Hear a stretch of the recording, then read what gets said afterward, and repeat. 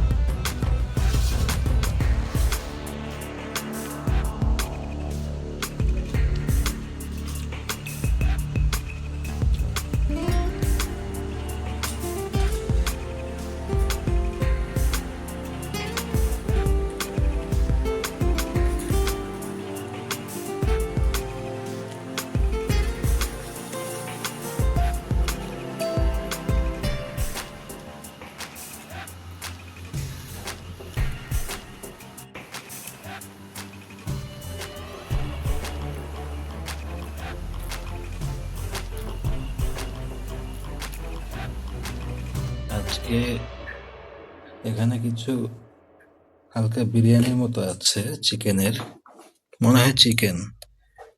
ওই সামান্য একটু রেখেছিলাম আমি।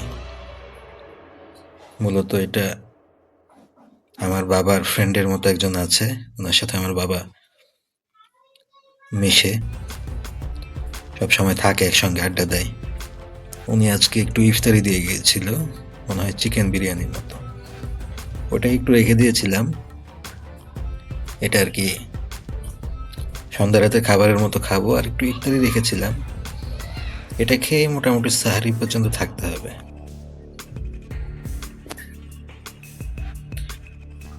ওইটাই আর কি আমি একটু নিয়েছি, আর মূলত বেশিরভাগ আমার ভাতিজিকে দিয়ে দিয়েছি ওর জন্য। ওই বিকালের হালকা ইফতারের মতো।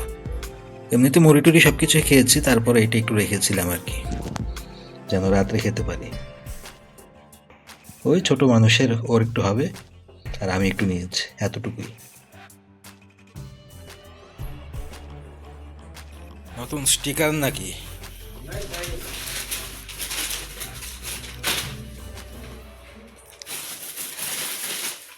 থেকে একটা অভিজাত আছে সাথে আবার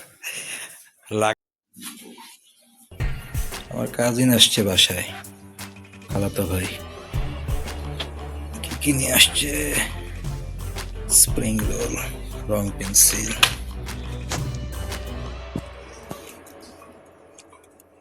মনে হয় ল্যাপটপ নিয়ে আসছে, নতুন সার্ভিস করে নিয়ে আসছে।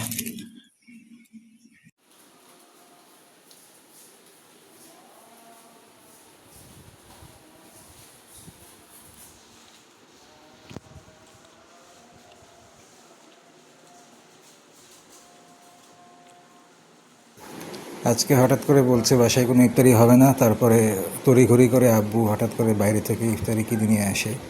কারণ উনি আব্বুকে ফোন করে আজানের 5 মিনিট আগে আব্বুকে বলে যে বাইরে থেকে ইফতারি আনতে হবে, ইফতারি তৈরি হবে না। কি হয়েছে জানি না, হয়তো বা নতুন কোনো নাটক, হয়তো বা নতুন কোনো ড্রামা, যাই হোক। তো আজকের মতো ইফতারটা সেইভাবে শেয়ার করার মতো কিছু নাই, আব্বু বাইরে থেকে সব কিছু কিনে নিয়ে এসেছে।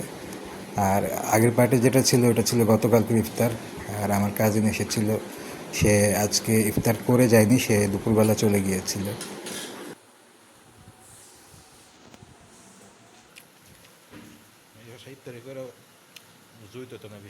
আমাদের বাসায় প্রতি বছর এটাই কালচার যে রমজান মাসে প্রথম 10টা রোজা কোনো মতো ইফতারি করা হয়, মানে গত 6 বছর ধরে এটাই চলছে। কোনো মতো 10টা রোজা টেনে টুনে পার করা হয়, তারপর থেকে শুরু হয়ে যায় উটপাটাং হরকাত, তারপরে শুরু হয়ে যায় ঢিলাঢিলি। এরপরে একদিন বাইরে থেকে, একদিন না খেয়ে, একদিন খেয়ে, একদিন ভাত, একদিন তরকারি, তারপর শুরু হয়ে যাবে নানা ধরনের কি বলে এটাকে বকবাস কাহিনী তৈরি হবে এক একদিন এক একটা।